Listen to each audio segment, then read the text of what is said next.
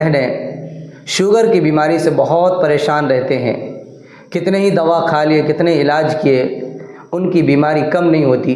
تو آج ان کے لیے ایک بہترین عمل ہے، اور اللہ نے چاہا تو اس عمل کے برکت سے اللہ تبارک و تعالی اس کی بیماری کو ختم فرما دیں گے۔